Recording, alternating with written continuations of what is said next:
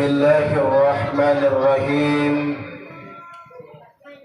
السلام عليكم ورحمة الله وبركاته. عليكم السلام ورحمة الله تعالى وبركاته. بسم الله والحمد لله ولا إله إلا الله والله أكبر ولا حول ولا قوة إلا بالله العلي العظيم. اللهم صل وسلم وبارك على هذا النبي الكريم وعلى آله وصحبه أجمعين. أما بعد، فقال الله تعالى في القرآن الكريم: والعصر إن الإنسان لفي خسر إلا الذين آمنوا وعملوا الصالحات وتواصوا بالحق وتواصوا بالصبر. وقال النبي صلى الله عليه وسلم: من أحيا سنتي فقد أحبني ومن أحبني كان معي في الجنة. Al-Mukarram wal-Mukhtaram, para alim ulama, para kiai, para ustadz, pegawai syara, nenek mama cerdik pandai yang hadir pada malam yang berbahagia ini. Demikian juga ibu-ibu, para bapak-bapak, saudara-saudara, hadirin jamaah Isra wal Mi'raj Rasulullah sallallahu alaihi wasallam. Pertama, marilah kita sama-sama memanjatkan puji sedalam syukur kita. Alhamdulillah, pada malam ini walaupun kita diguyur hujan, namun semangat, tekad kita untuk datang ke acara Isra wal Mi'raj ini semoga menjadi berkah. Amin. Amin. Salawat dan salam kita sampaikan kepada junjungan Nabi besar kita Muhammad sallallahu alaihi wasallam. Ibu bapak, saudara-saudara, pada malam ini kita hadir ungkapan cinta dan sayang kita kepada Rasulullah. Mudah-mudahan pertemuan kita ini al-jam'atul rahmah wal firqatul azab. Berkumpul adalah rahmat Allah dan bercerai-berai adalah azab Allah. Mudah-mudahan kita berkumpul pada malam ini, mudah-mudahan menjadi rahmat, memperkokoh keimanan kita, menguatkan akidah kita, memantapkan pedoman hidup kita. Alhamdulillah kita hadir, mudah-mudahan kita semua ahli surga. Amin. Amin. Pak, kalau kita mau masuk surga itu harus ramai-ramai, enggak Pak ya? Harus sama-sama ya Pak. Kalau kita mau masuk surga itu harus rame-rame. Umpamanya ibunya diajak, ya Pak. Anak diajak, keluarga diajak, tetangga juga diajak. Karena masuk surga itu harus ramai-ramai, harus sama-sama. Ini kadang-kadang kuenya aja yang datang, orangnya nggak datang. Nah, kuenya datang, orangnya nggak datang, ya kan? Atau bapak datang tapi istri bapak nggak datang. Kata bapak, "Bu, malam ini ada Isra Mi'raj nih, ibu jaga rumah. Ntar ada yang nyolong nanti nih. Ibu jaga rumah, saya mau datang ke tempat Isra wal Mi'raj." Itu namanya kepingin masuk surga sendiri-sendiri. Artinya kalau kita kepingin masuk surga itu harus ramai-ramai. Ajak tetangga kita, ajak saudara kita, ajak anak kita, ajak istri kita, ajak cucu kita. Jadi sama-sama masuk surga. Jangan masuk surga sendiri-sendiri. Ini kadang-kadang kita masuk surga sih mau, cuma masuk surganya numpang dengan imam amal Pak Imam. Artinya ini adalah panggilan rohani kita, panggilan jiwa kita untuk datang ke sini. Kenapa Isra wal Mi'raj itu? Maka secara akal dan logika tidak mungkin dan tidak percaya bahwa sepertiga malam Muhammad di Isra Mi'rajkan. Tapi ini adalah persoalan iman, Pak. Maka iman harus dijaga. Seorang pedagang kalau mau dagang ke pasar, imannya juga diajak ke pasar. Jangan, Mam, lo tinggal dulu, gua mau ke pasar. Nanti timbangannya curang di pasar. Kenapa? Imannya tinggal di rumah. Begitu juga iman harus dibawa. Maka Isra wal Mi'raj ini adalah memperkokoh iman. Karena secara logika akal tidak mungkin sepertiga malam pulang. Maka iman juga harus dibawa. Ini pemuda napel ke rumah pemudi, imannya harus dibawa. Jangan imannya taruh di rumah. Man, lu tinggal dulu deh, gua mau ngapel nih. Karena iman tinggal di rumah, kata iman, ya silakan. Tahu-tahu terjadi tabrakan antara pemuda dengan pemudi. Biasa kalau mobil, kalau tabrakannya benjolnya kemana, Pak? Kemana, Pak? Ke dalam kan? Tapi kalau pemuda sama pemudi, kalau sudah tabrakan benjolnya keluar. Ya, Bu. 9 bulan tahu-tahu mengandung, lahir anak, diundang para kiai, para ustadz untuk mendoakan supaya anak menjadi anak yang soleh. Tahu-tahu 3 bulan kemudian diundang pula organ tunggal.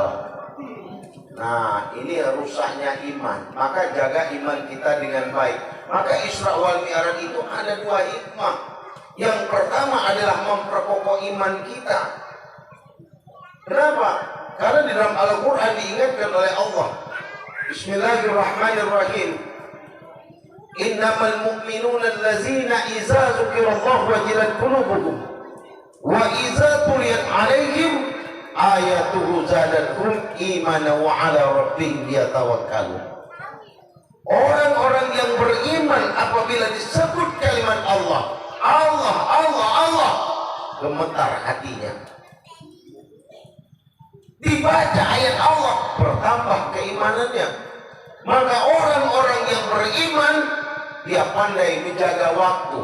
Maka dalam Al-Quran diingatkan oleh Allah, ada wal asri, wal samsi, wal duha, wal laili.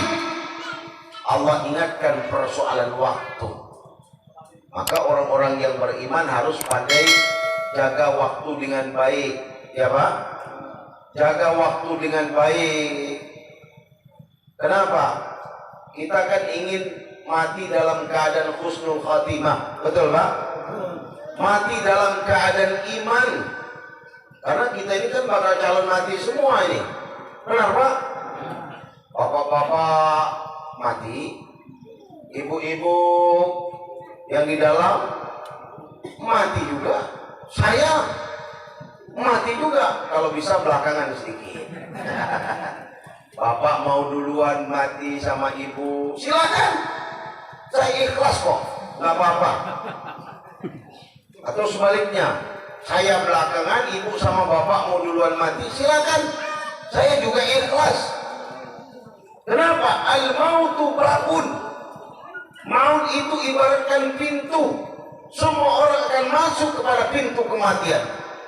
Maka harus jaga iman kita dengan baik. Ya Pak?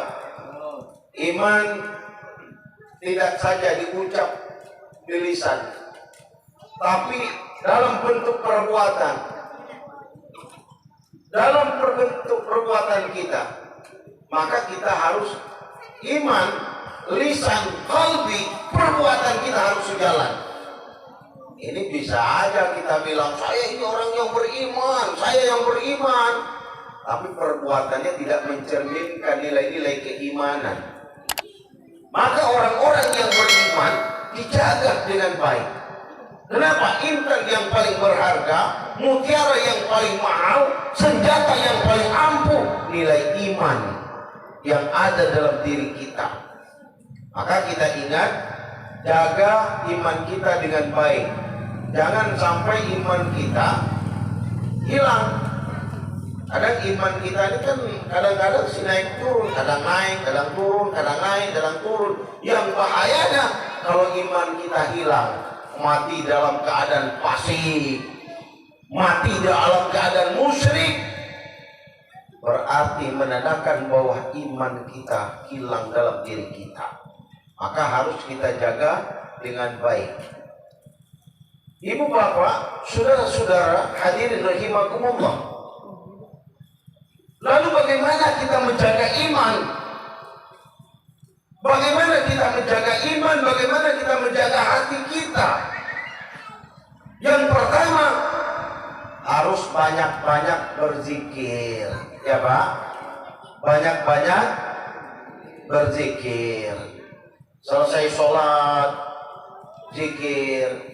Ini kadang-kadang selesai sholat orang baca Allahumma antas salam, kita baca Allahumma anta jalan.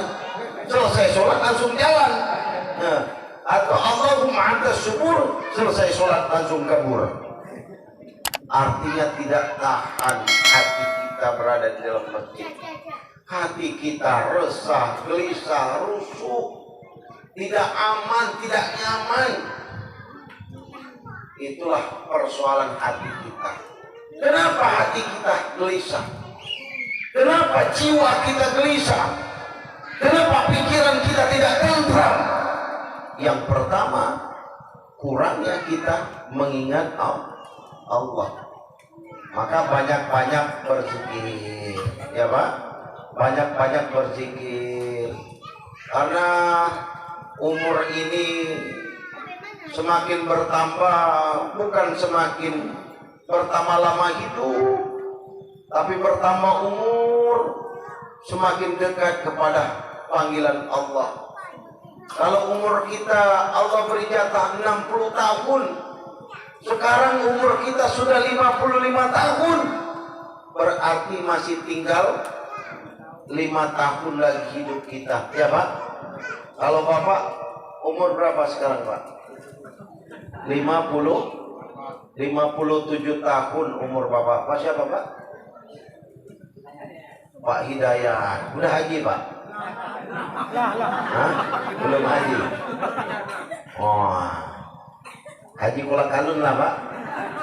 Nah, kalau kata orang Padang tuh haji Kolak Kalun tuh naik haji lah kama kalun katanya.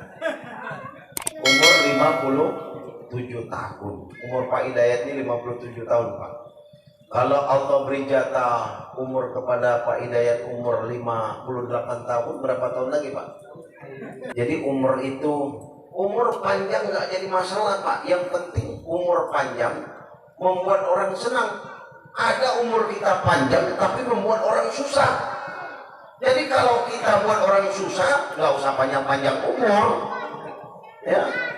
Maka umur kita semakin bertambah, semakin berkurang jatah hidup kita. Kadang-kadang kulit kita juga sudah kendur, ya. Gigi kita pun sudah gugur ya Pak. Uban pun sudah bertabur, mata pun sudah kabur. Tidak mau juga bersyukur.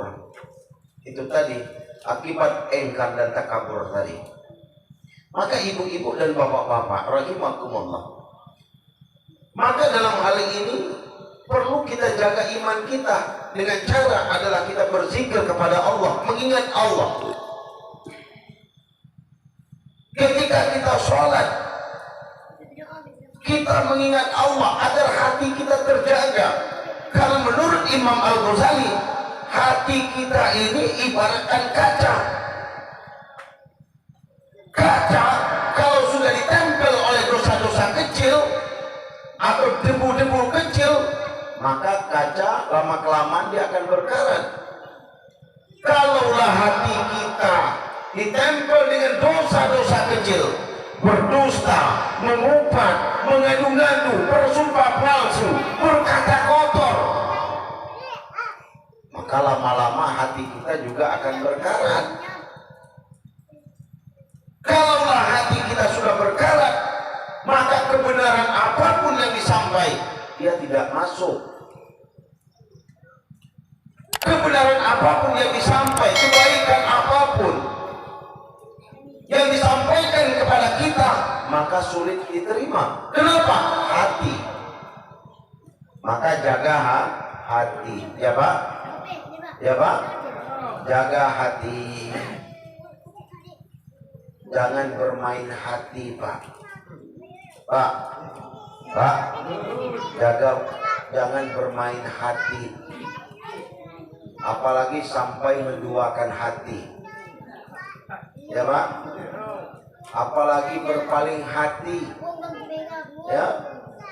Atau mengkhianati hati. Maka harus hati-hati. Ya Pak? Hati-hati. Jaga hati. Maka ketika kita jaga hati kita dengan baik, kita berdoa, bermunajat kepada Allah pada malam hari. Karena waktu yang mustajab itu Pak, doa 2/3 malam. Jadi kalau kita doa yang mustajab, pertama waktu-waktunya adalah 2/3 malam. Kalau di dalam bulan puasa, malam Lailatul Qadar, ya Pak. Semua doa kita akan diijabah oleh Allah. Terus yang ketiga, kalau Bapak naik haji, di mana di tempat di Ka'bah itu banyak tempat yang mustajab Pak. Doa-doa kita akan diijabah oleh Allah, akan dikabulkan oleh Allah. Dulu ada cerita Pak, mau dengar cerita? Dulu ada orang naik haji Pak, tapi bawa istri 2. Istri mudanya dibawa, istri tuanya juga dibawa. Dia naik haji, istri tua dibawa, istri muda juga dibawa. Sampai di depan Ka'bah, apa kata suami? Oh, ini tempat yang mustajab nih. Kalau ibu berdoa, insya Allah doa ibu akan dikabulkan. Lalu apa kata istri tua?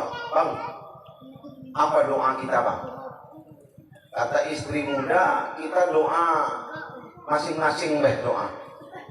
Berdoalah istri muda, ya Allah ya Tuhanku, ini adalah tempat yang mustajab ya Allah, di mana doa Engkau kabulkan ya Allah. Ya Allah ya Tuhanku, ceraikan istri tua ya Allah. Kata istri muda, kata istri tua, ya Allah ini adalah tempat yang mustajab ya Allah, di mana doa dikabulkan oleh-Mu ya Allah. Ya Allah ya Tuhanku, ceraikan istri muda ya Allah. Tahu-tahu balik ke Indonesia, kedua-duanya kena cerai Pak. Nah, maka doa juga harus hati-hati. Ya, lebih kalau udah Pak ya. Istri muda lepas, istri tua juga lepas. Nah, maka berdoa 2/3 malam. Karena Nabi itu di Isra Mi'rajkan juga 2/3 malam juga. Maka ibu bapak saudara-saudara hadirin rahimakumullah, maka ketika kita jaga hati kita dengan baik, ucapan kita dengan baik, akhlak kita, santun kita, hormat kita, ketika kita berzikir kepada Allah, menandakan bahwa kita sudah dekat dengan Allah. Ketika kita sudah dekat dengan Allah, apapun permintaan kita, apapun keinginan kita akan diterima oleh Allah. Apalagi kita ini kan harus percaya kepada rukun iman yang keenam. Kita ini kan rukun iman bukan 6 tapi 5,5. Kalau giliran yang baik-baik kita percaya dengan Allah. Allah baik, Allah maha kuasa, Allah maha bijak, Allah maha pengasih. Tahu-tahu diberi ujian oleh Allah, baru sedikit menganggap Allah tidak adil, Allah tidak mendengar, Allah dianggap buruk. Itu menandakan bahwa kepercayaan kita masih rukun iman itu 5,5. Yang setengahnya hilang nih. Maka bapak-bapak dan ibu-ibu, berarti kita butuh pendekatan diri kita kepada Allah. Maka kita harus banyak-banyak ibadah, banyak-banyak berdoa, banyak-banyak minta kepada Allah. Kalau kita minta kepada Allah, contoh, kita kan sih punya anak. Kalau anak kita setiap hari, ya minta duit ya, besok ya minta duit ya, besok lagi ya minta duit ya, ujung-ujung kan dikasih duit juga. Begitu juga dengan Allah. Kalau setiap hari kita minta, besok minta, besok juga minta, besoknya lagi minta, kata Allah, ini orang mudah banget nih, minta terus, minta terus, minta terus, akhirnya juga dikasih oleh Allah. Maka ketika kita minta kepada Allah, maka perlu dengan keikhlasan, tulus dan ikhlas. Ya Pak? Tulus dan ikhlas. Kalau tulus dan ikhlas, tulus berarti tanpa ada pamrih, tanpa ada dengan unsur riya. Maka ketika kita penuh dengan keikhlasan beribadah kepada Allah, maka timbul rasa kehusukan. Jadi ibu-ibu dan bapak-bapak, ada sebuah cerita Pak. Dulu ada sebuah pesantren. Di dalam pesantren ini ada seorang kiai Pak, seorang ulama, katakanlah pimpinan pesantren. Dia banyak punya murid. Ada muridnya yang bernama Ali, ada yang bernama Umar. Suatu hari Ali ini pergi ke kebun ubi. Tahu ubi Pak? Kalau tidak tahu minta mati lah kalau tidak tahu. Si Ali pergi ke kebun ubi, itu dia cabut ubi, dia masukkan ke dalam karung, lalu dia gendong itu ubi, lalu dia berangkat ke rumah ustadz, ke rumah kiai, dia berikan ubi. Assalamualaikum Pak Kiai. Waalaikumsalam. Dari mana nih? Nih, saya dari panen ubi Pak Kiai. Ini ubi saya kasih untuk Pak Kiai. Kata Pak Kiai, ini ubinya tolonglah taruh ke belakang. Lalu istri Kiai bertanya kepada Kiai, Pak, Ali ini jauh-jauh, kita kasih apa ini? Dia bawa ubi, kita kasihkan apa? Kata Pak Kiai, tadi siang ada orang sedekah kambing. Bagaimana kalau kambing kita kasih sama Ali? Pas Ali mau keluar dipanggil, sini dulu, ada apa? Ini kambing kau bawa pulang, kau pelihara supaya berkembang biak.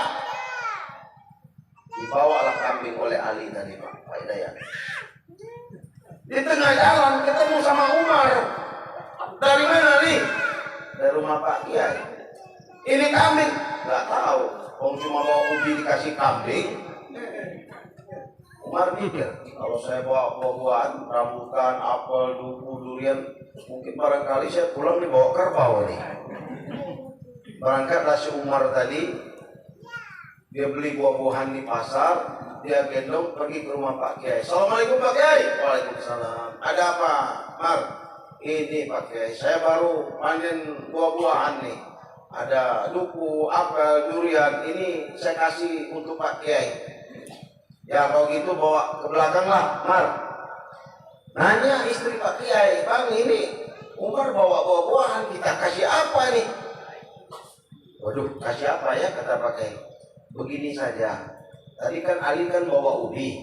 Nah, bagaimana kalau ubi Ali aja kita kasih? Pas mau keluar dipanggil, Mas ini dulu ada apa? Ini ubi kau bawa pulanglah. Kau rebus kau makan enak di rumah. Berarti si Ali yang ikhlas bawa kambing, si Umar yang tidak ikhlas bawa ubi. Nah itu tadi.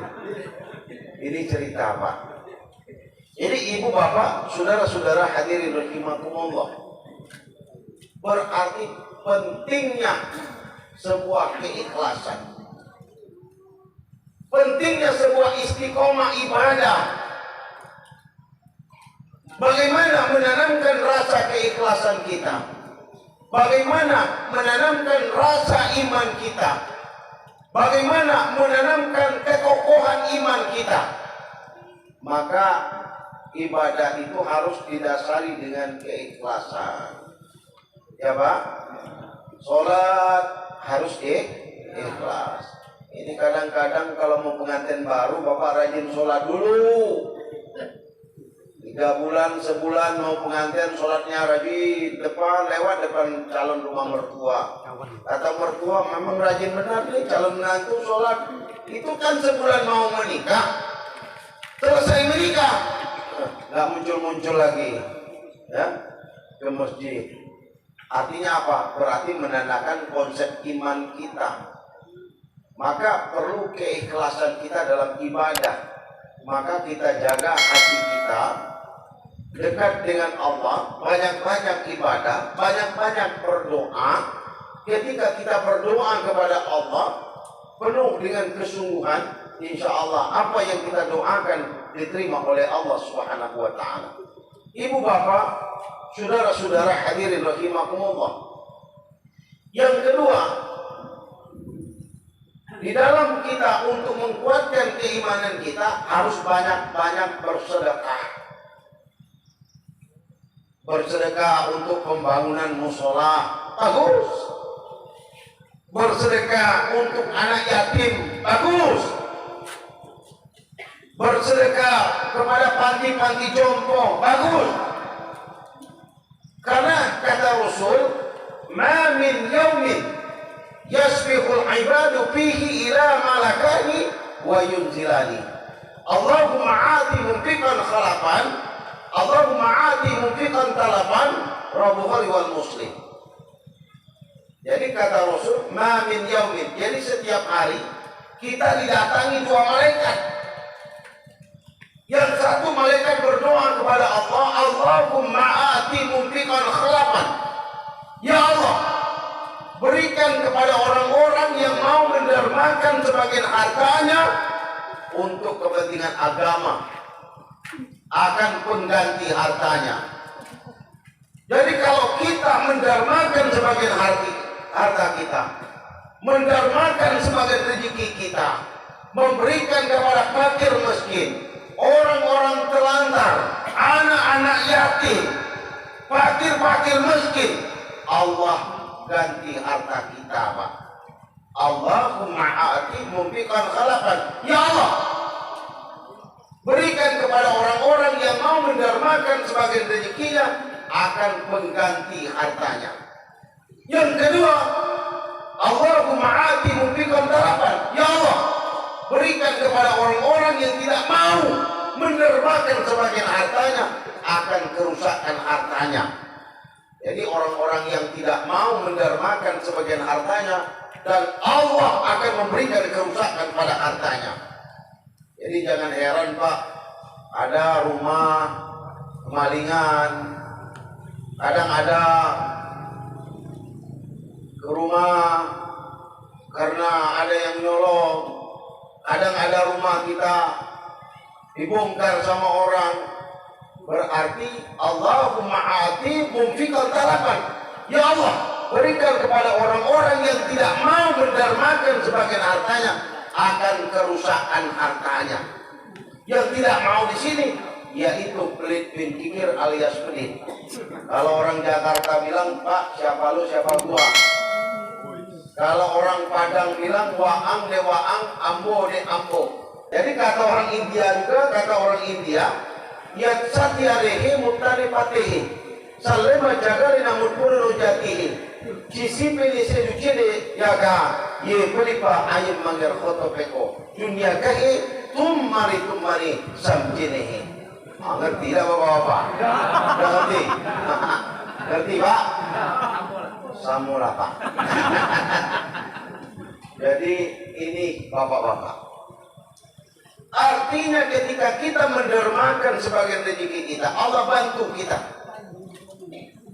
Pak, nanti di padang mahsyar kita kan pada ngumpul tuh, bapak-bapak ngumpul di padang mahsyar, ya kan? Bapak ada, ibu-ibu pada ngumpul, semua berkumpul di padang mahsyar. Ketika berkumpul di padang mahsyar, itu matahari sejengkal dari kepala, panasnya bukan main pak. Kalau sempat kita nggak punya rambutnya hangus nih, saking panasnya matahari. Pada saat itu masjid dan musolah muncul, termasuklah musolah Al-Jabanur muncul di padang mahsyar. Apa kata musolah? Hei masyarakat Pagar Puding nih pak ya? RT berapa pak? RT 10. Alamat palsu ya? Nah, kata musola dia panggil itu jamaah, hei jamaah, masuklah ke dalam musola karena di luar panas, kata musola. Tapi yang masuk ke dalam musola orang yang menyumbang untuk pembangunan musola. Tuh syarat pertama. Kalau sumbangannya 1.000 rupiah, 2.000 rupiah, 3.000 rupiah, 4.000 rupiah, dapatlah berteduh di pekarangan musola. Nah itu pak. Kalau nyumbangnya 1.000, 2.000, 3.000 dapat berteduh tapi masih di perkarangan musola. Ya, kalau menyumbang 10.000 rupiah, 20.000 rupiah, 30.000 rupiah, 40.000 rupiah, dapatlah berteduh di teras musola. Ini yang sumbang 10.000 nih. Kita duduk sini nih pak. Ya. Nah. Kalau menyumbang 100.000 rupiah, 200.000 rupiah, 300.000 rupiah, 400.000 rupiah, dapatlah berteduh di dalam musola. Bapak tinggal pilih pak. Mau yang tiket di pekarangan ada, mau tiket di teras ada pak, mau tiket di dalam ada. Biasa kalau ibu-ibu kalau milih tiket yang mana nih bu? Ibu pilih yang mana? Mau di pekarangan atau mau di teras atau dalam musola? Masya Allah, dalam musola. Kalau bapak pilih yang mana pak? Pilih di perkarangan atau pilih di teras atau pilih di dalam musola? Yang mana pak? Adalah pilih sekitar 5 orang. Coba yang kuat suaranya pak. Yang mana pak? Pilih di dalam, di pekarangan atau di luar? Yang mana pak? Adalah 20 orang. Sekali lagi pak, bapak pilih yang mana di pekarangan atau di teras atau di dalam pak? Yang mana pak? Yang dalam. Coba kalau boleh tunjuk tangan yang di dalam.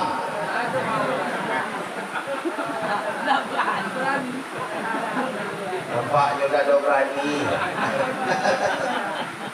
Itu namanya otak, namanya. Ada. Dalam, itu kita tuh. Ajibo kalau bapak yang berani tunjuk tangan yang di dalam, tunjuk tangan. Cuman 1 orang. Masya Allah. Memang zaman di akhir zaman memang model pola kan. Karena ibu-ibu yang di mana Bu? Yang di dalam. Kalau ibu-ibu milih yang di dalam, bapak-bapak milih yang di dalam. Ingat, bapak-bapak dan ibu-ibu itu adalah janji. Al-wa'du dainun. Janji itu adalah hutang. Ingat tuh bapak-bapak, walaupun tidak tunjuk tangan, tapi tetap dikatakan hutang. Yang namanya hutang itu hukumnya adalah wajib. Tapi Pak Ustaz, awak tidak punya duit Pak Ustaz untuk menyumbangkan musola. Kalau udah punya duit, boleh gunungkan tangan, boleh. Tapi saya udah punya tangan Pak Ustaz. Kalau udah punya tangan, boleh pakai mulut, boleh. Pak Ustaz, awak tidak punya mulut Pak Ustaz. Kalau tak pandai pakai mulut, usirlah dari kampung kau, dari Pening Kapalo. Pakai tangan tak bisa, pakai mulut berdoa juga tak bisa. Berarti nak minta diusir dari dusun bupati. Ya Bu? Ya Pak? Berarti bersedekah. Kalau ibu tidak punya uang Bu, kalau tidak punya uang ibu-ibu boleh pakai cincin Bu, yang penting cincin emas. Ya Bu? Kalau tidak punya cincin ibu-ibu boleh pakai kalung, tapi kalung emas. Kalau tidak pakai kalung, pakai gelang pun boleh, tapi gelang emas. Tapi emasnya emas murni, bukan emas Jawa. Bapak-bapak, ibu-ibu tahu perbedaan antara emas murni dengan emas Jawa? Tahu Pak? Tahu? Kalau emas murni kalau ditimbang dinaikkan, sudah ditimbang diturunkan. Kalau emas Jawa kalau ditimbang naik sendiri, sudah ditimbang turun sendiri. Itu kalau emas Jawa itu kan. Nah, berarti perlu sedekah. Ya Bu? Oh, kuncinya adalah keikhlasan kita beribadah kepada Allah. Maka bersedekah yang baik. Wa mimma razaqnahum, menafkahkan sebagian rezeki kita. Kalau kita punya rezeki, kita sisihkan. Berapa keikhlasan kita? Mau 100.000, mau 200.000, mau 50, mau 10, mau 1000, sisihkan. Kenapa saya katakan sisih? Ini penting. Karena itulah yang akan kita panen nanti di akhirat. Itulah yang akan membantu kita. Itulah yang akan menjadi ketentraman kita. Maka kita harus mendermakan sebagian rezeki kita agar timbul rasa ketenangan kita. Maka wa mimma razaqnahum, menafkahkan sebagian rezeki kita. Ketika ini kita nafkahkan rezeki kita, kita bagikan zakat. Karena juga perlu untuk membersihkan hati dan membersihkan jiwa kita. Ibu bapak, saudara-saudara hadirin rahimakumullah. Maka ketika Allah mengingat kepada kita, wal asri wasamsi wal laili wad duha wal qamari, itu menandakan bahwa peringatan waktu. Karena waktu ini cepat Pak. Putaran waktu itu cepat. Sudah hari Minggu, sudah hari Jumat, sudah hari Kamis. Ini putaran waktu. Tanpa terasa waktu berputar. Maka watilkal ayyamu nudawiluha bainan nas. Demikian hari itu berputar. Besok kaya, besok miskin, besok sehat, besok sakit, besok tua, atau besok muda, besoknya tua. Jadi waktu itu berputar. Maka ketika kita sekarang menjadi orang kaya, suatu saat nanti kita akan jadi orang miskin. Sekarang kita sehat, besok kita sakit. Maka pergunakan kaya kita sebelum datang waktu miskin kita. Pergunakan waktu kuat kita sebelum datang masa lemah kita. Ketika kita kaya, gunakan kaya kita. Ketika kita sehat, berdoa, banyak ibadah. Waktu sehat, jangan waktu sakit kita. Ini pergunakan masa hidup kita sebelum datang masa sakit kita. Ketika kita sehat, ketika kita muda, pergunakanlah waktu itu dengan baik. Ibadah waktu sehat, sedekah waktu kaya. Banyakkan ibadah kita waktu kita juga sehat.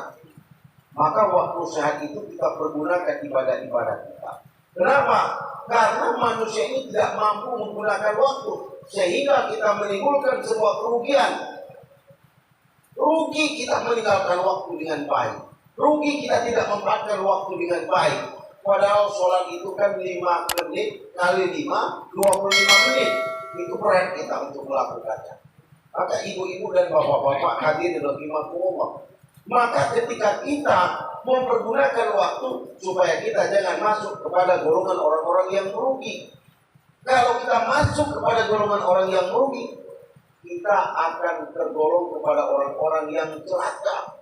Maka gunakan waktu dengan baik. Jaga waktu kita, jaga ibadah kita. Ibu bapak, saudara-saudara hadirin rahimakumullah. Maka Isra itu banyak sekali hikmah. Cuma kita ambil cuma 2. Yang pertama memperkokoh iman, yang kedua masalah sholat. Kalau kita artikan Isra itu, Isra berarti perjalanan Nabi di waktu malam. Ya Pak? Pak, perjalanan di waktu malam. Kalau Bapak pulang jam 3 malam, itu juga namanya Isra.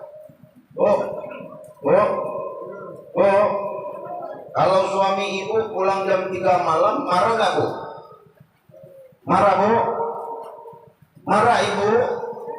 Kalau suami pulang jam 3 malam, marah nggak? Marah.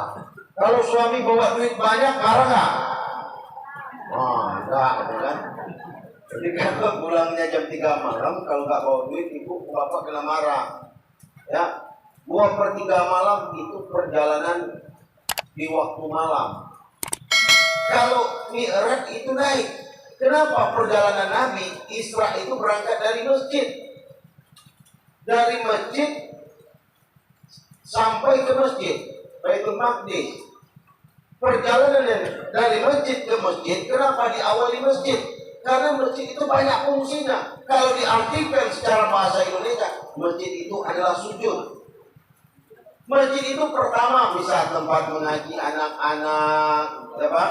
Musola bisa untuk tempat anak mengaji, belajar Al-Quran, mentadabburkan Al-Quran, bisa tahfiz Quran, bahkan bisa untuk kebaikan. Banyak manfaat musola ini.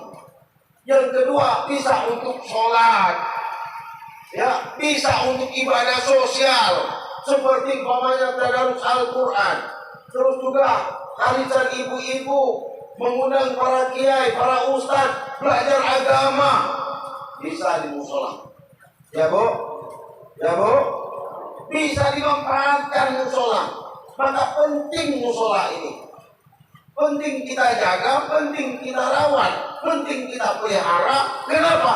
Karena Nabi berangkat dari masjid. Maka jaga masjid dan musola kita. Karena banyak. Silaturahmi juga di masjid. Silaturahmi juga di musola.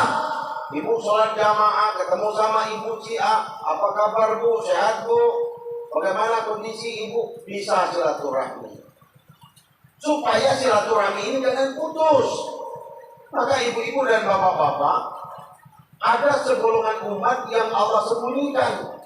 Umat ini tidak punya kaki, tidak punya tangan, tidak punya kepala. Nanti di hari Yaumil Masyad itu Pak, ada segolongan umat itu Allah tidak perlihatkan kepada Muhammad. Mereka tidak punya kaki, tidak punya tangan, tidak punya kepala. Berguling-guling, berguling-guling-guling seperti lemang golek. Cuma tidak punya kaki, tidak punya tangan, tidak punya kepala. Berguling-guling seperti lemang golek sampailah ke bibir jurang neraka. Terkejut malaikat Malik. Wah, tidak ada siapa pula, kan? Kaki tidak, tangan tidak, kepala tidak. Ditanya oleh Malik, kamu golongan mana? Kamu golongan dari mana? Tidak punya kaki, tidak punya tangan, tidak punya kepala. Dijawab oleh umat ni, kami ini adalah umat Muhammad. Umat Muhammad, umat Muhammad. Ternyata sekelompok tadi adalah umat Muhammad, Pak. Ditanya oleh Malik, mana kaki kau, mana kepala kau, mana tangan kau.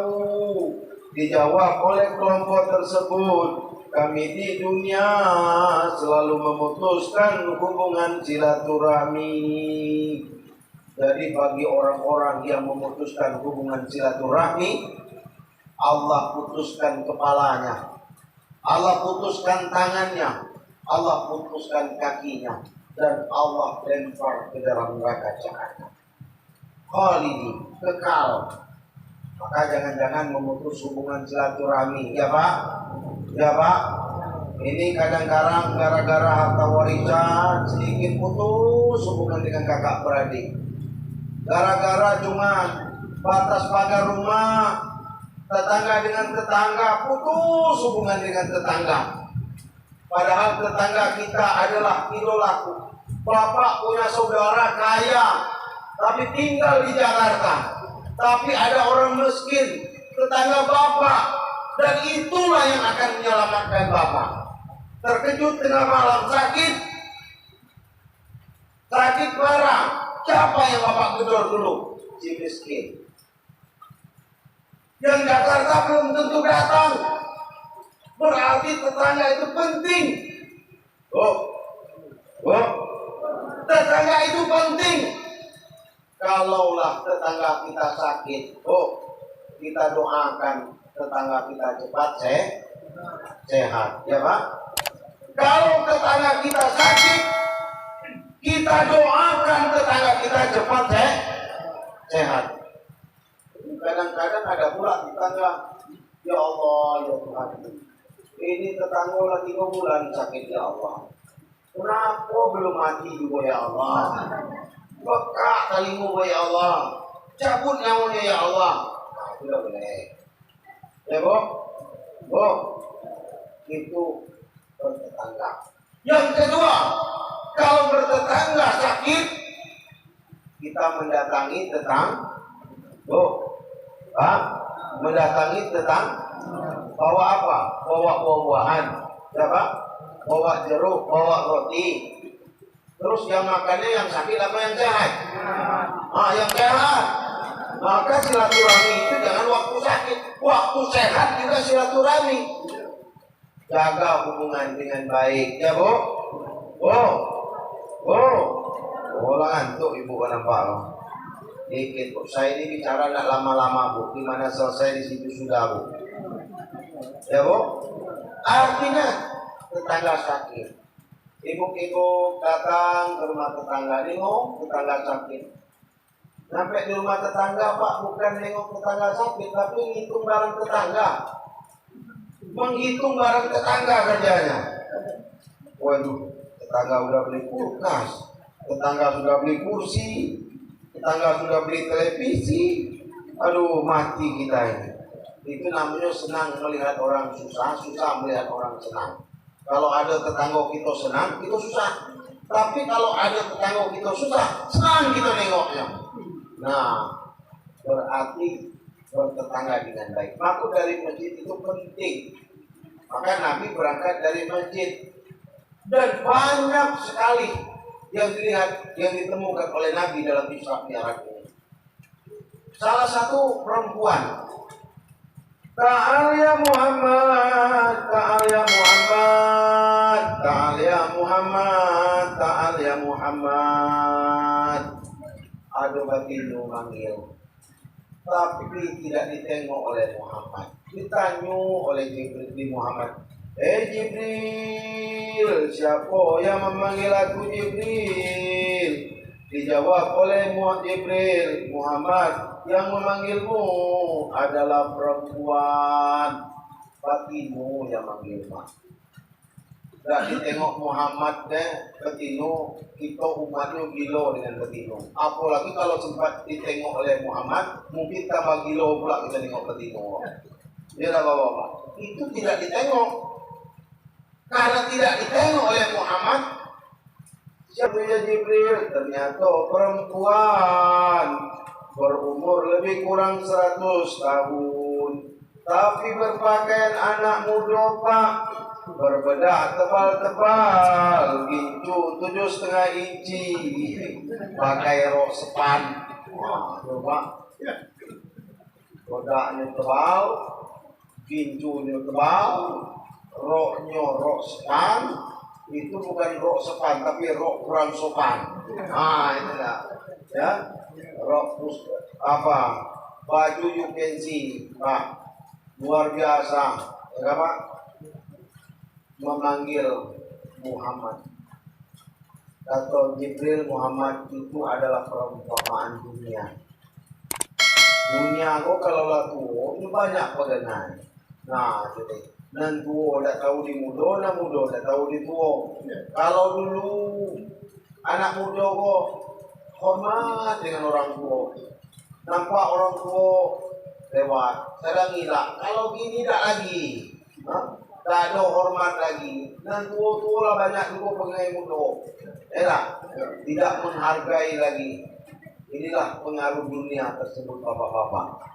Jadi memang luar biasa Pak kalau diajar dunia, diajar zaman sekarang ini. Kadang-kadang ada nyulat tua tapi gaso-gaso muda. Itu yang parah tuh. Nyulat tua tapi gaso muda. Itu tadi.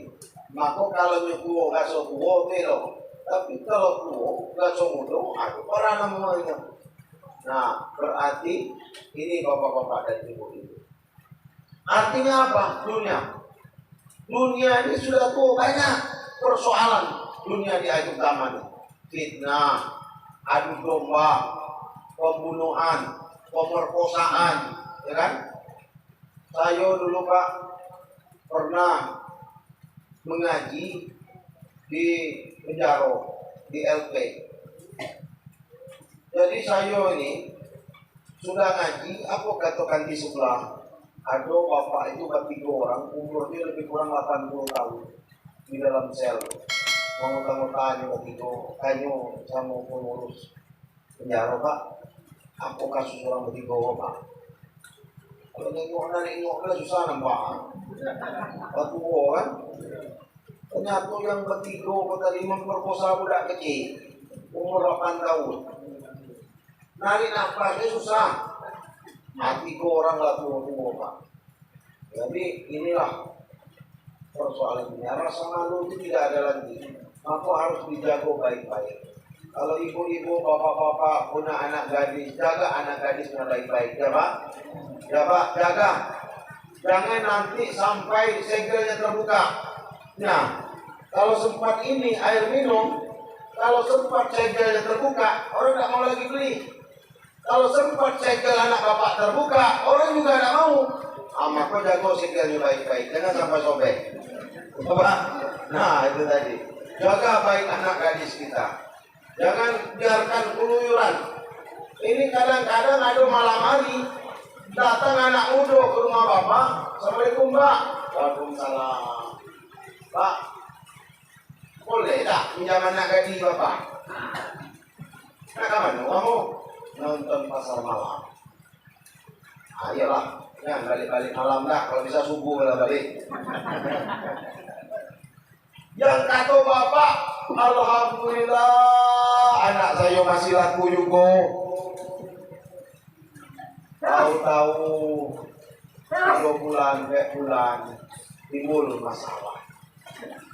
Maka anak gadis kita jaga dengan baik. Kita pelihara, kita didik, arah dan agama penting dalam hidup ini. Maka persoalan dunia ini banyak, maka persoalan pendidikan itu penting. Maka ketika kita mendidik anak, didiklah anak itu di waktu kecil. Kalau dia cuman sebesar telunjuk, bapak nanam pala, tahu kagak apa? Tahu. Kalau bahasa punya karet, apa namanya? Paga lah, ayolah. Paga atau tambah parah. Ada kok paga tambah paga, kan? Kalau bapak menanam parah sebesar telunjuk, tanam miring ke kiri, bisa bapak luruskan. Miring juga ke kanan, bisa diluruskan. Tapi kalau batang pahala sedang yang musola ini miring ke kiri, bapak luruskan, keluar tai tak lurus itu. Begitu juga mendidik anak. Jadi mendidik anak itu waktu kecil, Pak. Maka waktu kecil itu kan sering itu kalau ibu-ibu kalau tidur anak, la ilalana, la ilalana, la ilalana, la ilalana. Waktu kita membuai anak itu dengan irama, tahu dia. La ilalana, la ilalana, la ilalana, la ilalana. Anak tertidur dengan kalimat tauhid. Maka anak diberi dengan nama yang baik, ya Pak? Lahirlah anak ke atas dunia, diberi nama yang baik, supaya pegangainya baik juga. Dia dapat lihat. Kalau tak tahu, bertanya dengan Pak Ustaz. Jangan tak tahu, tapi pura-pura tahu. Buka Al-Quran. Di dalam Al-Quran ada tulisannya Al-Munafikun. Bagilah kamu anak dengan Al-Munafikun. Tahu-tahu jadi begitu, kan? Atau buka Al-Quran, ada tulisannya Asy-Syaitan. Bagi namu anak Asy-Syaitan. Tahu-tahu bila menjadi setan pula. Kalah memberi namu. Maka namu itu Pak harus mencerminkan kesukuan. Kalau namanya Abdullah, Abdul Muthalib, Abdul Manaf, Abdul Kilab, itu biasa namu dari Arab. Tidak boleh. Tapi kalau namanya Hanafi Pudin, Saripudin, Hanafi Pudin, Cekudin, itu biasa dari dusunnya Pak. Betul tak? Kalau namanya Soeharto, Sudomo, Sutoyo, Ajinomoto, itu dari Jawa, Pak. Kalau namanya si Lupis, si Naga, ular senduk, si tumpul, dan si tajam, itu biasa dari Milan, si tumpul, kan? Kalau namanya Ajuang, Aseng, siang-siang maling seng, dari Cina. Berarti nama itu juga mencerminkan kesukuannya, Pak. Pak Raja berapa nih?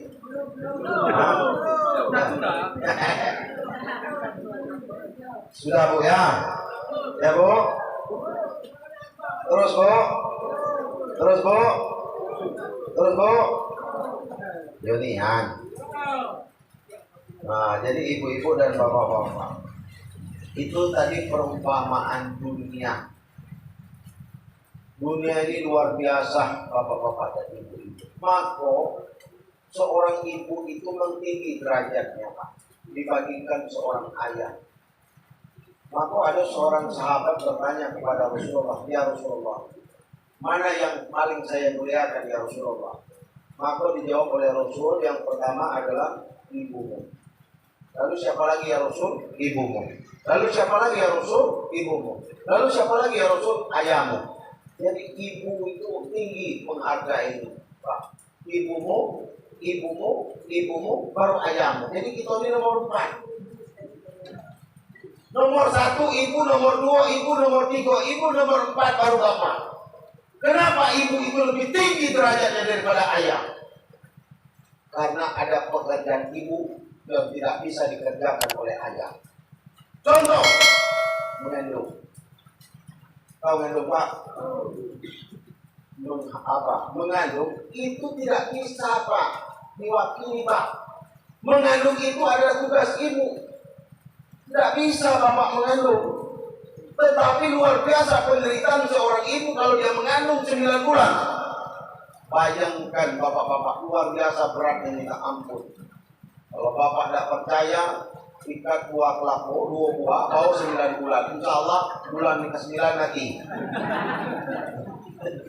Berat, bukan main mengandung ini Pak. Itulah pekerjaan seorang ibu. Tidur kemari susah Pak. Nak bawa tidur rumput susah. Nak miring susah. Dan bapak lemak tidur di samping. Berat penderitaan seorang ibu. Maka ada namanya ibu kota. Tidak ada bapak kota. Ada namanya ibu jari. Tidak ada bapak jari. Ibumu ada namanya selero bundo. Tapi yang makan banyak bapak-bapak juga. Nah, berarti ibu itu tinggi derajatnya. Ya Pak? Pertama, ada pekerjaan ibu yang tidak bisa dikerjakan oleh bapak. Yang kedua, pekerjaan ibu yaitu menyusui. Ibu bisa menyusui, bapak tidak bisa menyusui. Yang ketiga, ada pekerjaan ibu yang bisa dikerjakan oleh bapak, yaitu bukan cari duit. Kalau dulu bapak menjadi tulang punggung keluarga, betul Pak? Betul?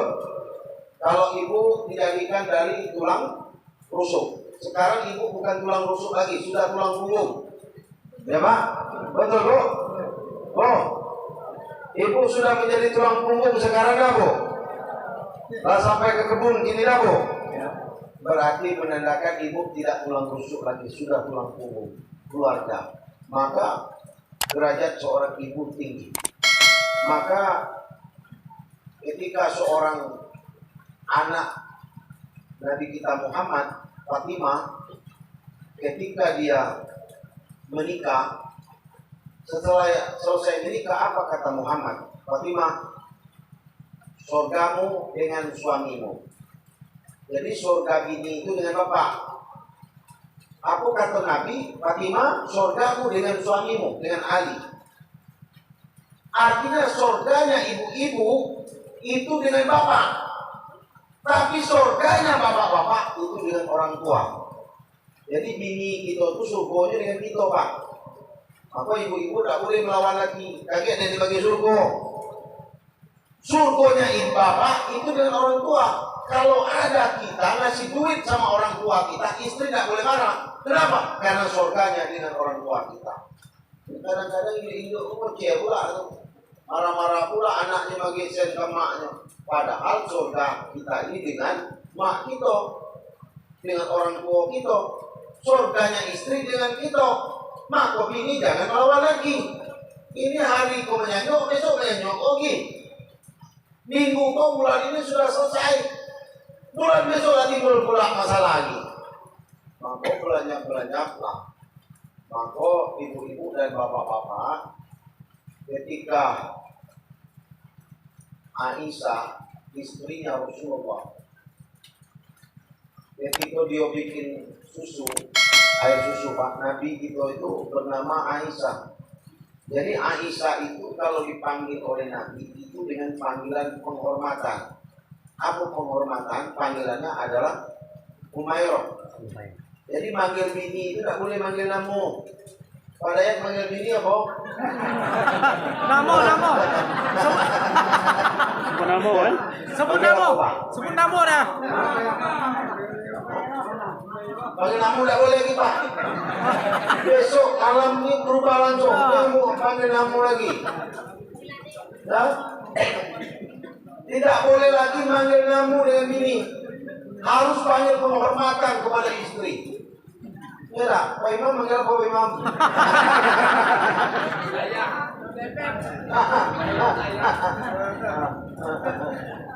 Jadi bapak-bapak tidak boleh. Mulai ini malam, besok pagi ubahlah panggil namu. Kalau Umairah itu kemerah-merahan dia. Berarti kulitnya itu kemerah-merahan. Jadi kalau bini kita hitam, sesuai kalau anak moyong kan. Ya, apa black kayak dipanggil kan? Berarti mulai malam ini besok bapak tidak boleh lagi manggil namu dengan namu bini.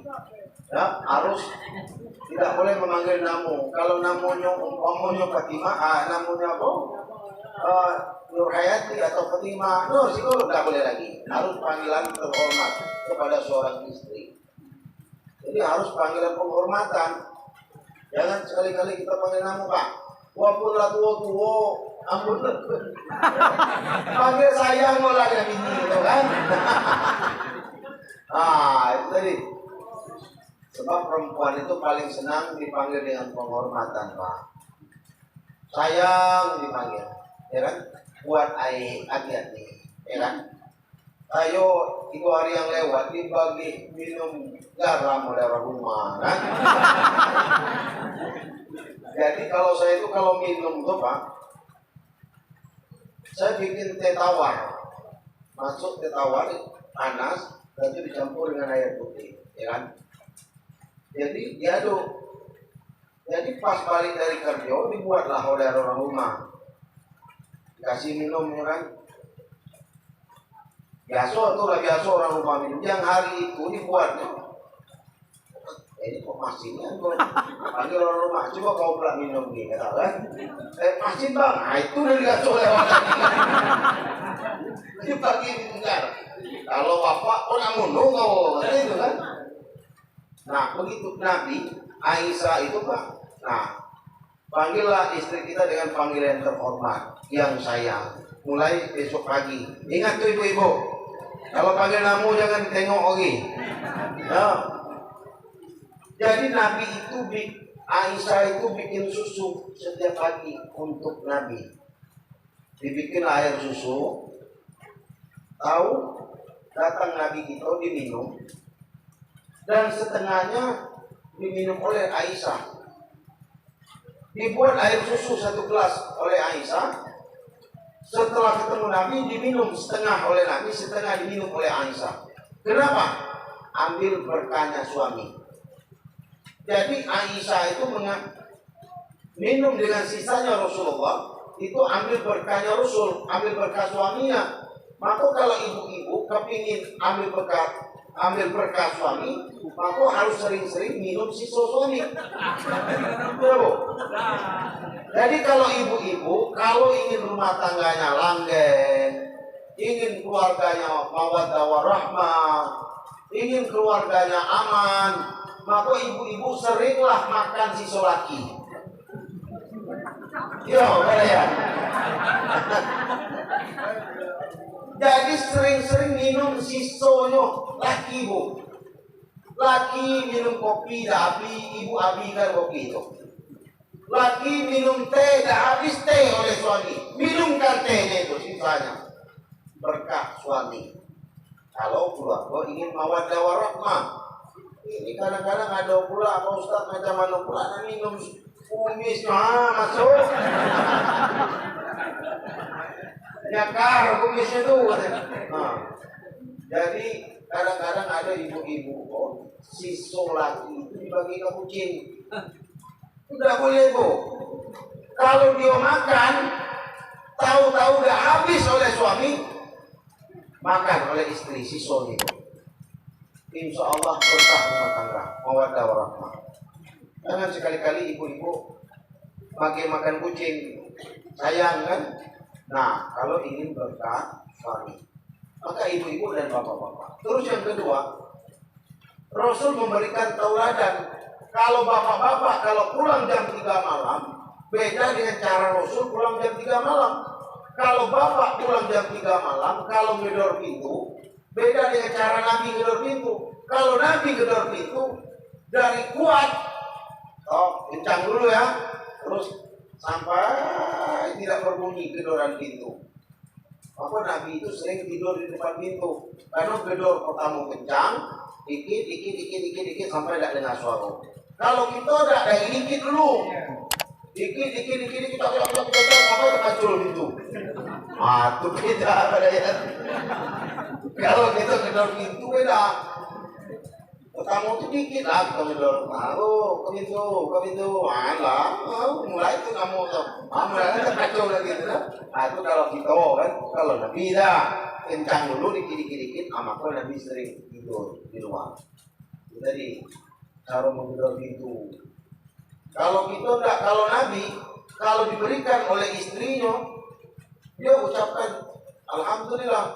Kalau kita enggak diberikan oleh istri, wah itu barang murah kok bu, coba katanya.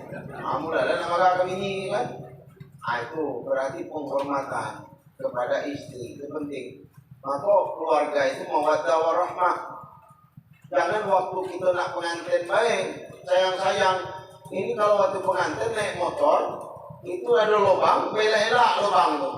Kalau lah tua ini lubang-lubangan tam. Tahu-tahu ketinggal gini di belakang, ya kan? Berjalan udah itu kolam. Kalau dulu masih muda jalan sama-sama. Macam mana ayam yang lebur, kan? Jalan. Kalau kini tidak lagi. Laki di bawah bini tinggal di belakang.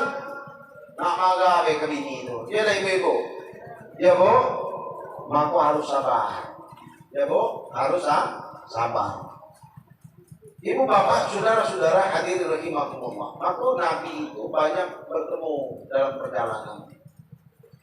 Maka Nabi minta izin kepada Jibril. Dia nak nengok surga dengan neraka.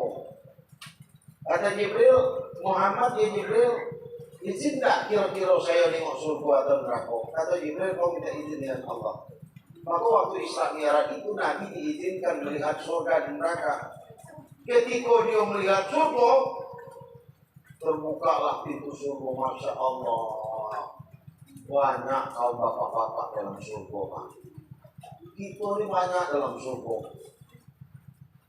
Ketika Nabi membuka pintu neraka, masya Allah, banyaknya kaum induk-induk dalam neraka.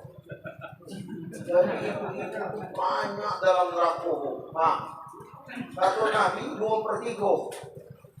Berarti an-nisa'u haba'ilun minasyaitan. Wanita itu kata Nabi tali punggung setan.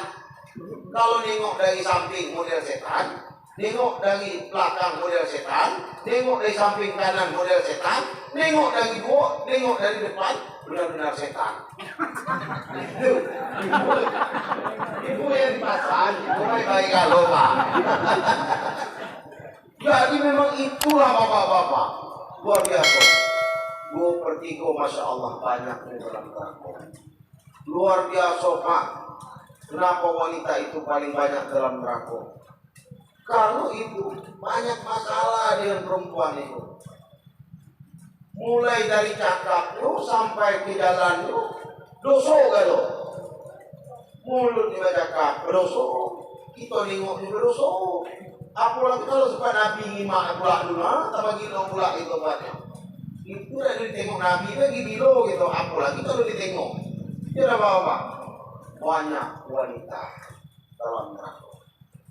Kadang-kadang ada pula ide tuh melodian tunggal kak sampai jam 12 malam keluar kok gitu kan. Ditanya oleh kanti, ngapain lu keluar malam lagi? Mak cucu.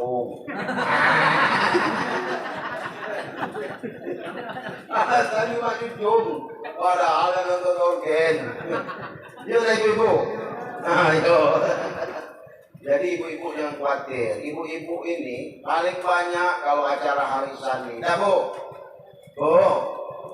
Kalau ada acara harisan, ibu-ibu yang paling banyak. Ya dah bu. Ada Isra Mi'raj model ini ibu yang paling banyak. Ya dah bu. Kalau ada organ tunggal dusun ibu-ibu yang paling banyak. Ya dah bu. Masuk neraka pun paling banyak ibu-ibu. Ya dah bu. Ayo, itu tadi. Maka ibu-ibu paling banyak dalam neraka. Banyak dosa. Maka bapak-bapak punya tanggung jawab terhadap istri. Besok bapak ini yang akan ditanya nanti. Sejauh mana ibu bapak mengajarkan istri-istri bapak untuk ibadah. Bapak punya tanggung jawab. Punya tanggung jawab bapak-bapak. Maka selamatkan ibu-ibu tuh. Istri kita selamatkan dari neraka. Keluarga kita jago. Kalau banyak persoalan, banyak masalah, maka itu kita jaga dengan baik persoalan dunia ini. Maka ketika kita melihat persoalan ini, Nabi itu ketika sampai di Masjidil Aqsa di Palestina, dia naik ke langit pertama, itu bertemu dengan para nabi.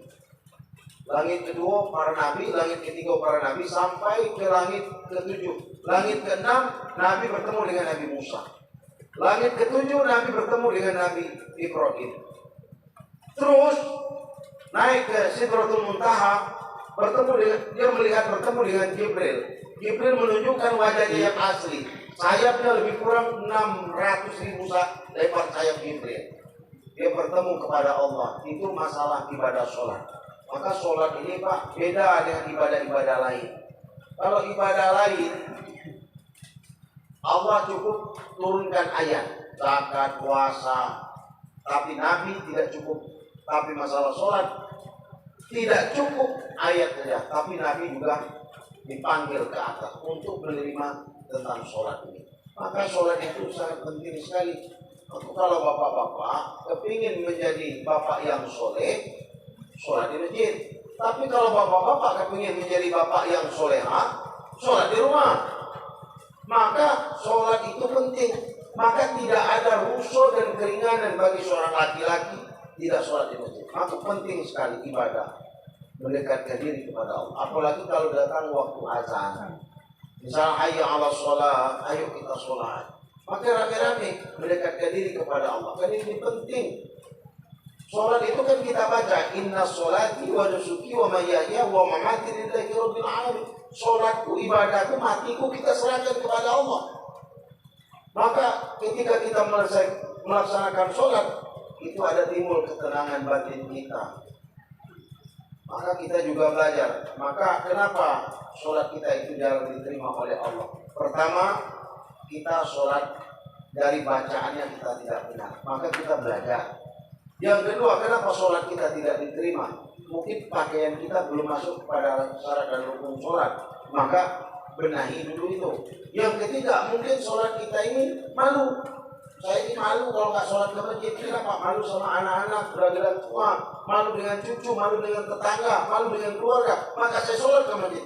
Itu persoalan yang membuat sholat kita tidak diterima oleh Allah. Maka penting sholat, karena itu adalah kewajiban kita. Karena itu adalah sebagai kewajiban kita dan tanggung jawab kita di hadapan Allah. Maka nanti di dalam Al-Quran juga diingatkan oleh Allah bahwa nanti semua amal ibadah kita, ya kan, itu nanti akan dipertanggungjawabkan di akhirat nanti. Mulai sekecil apapun perbuatan kita, itu nanti akan dipertanggungjawabkan di hadapan Allah.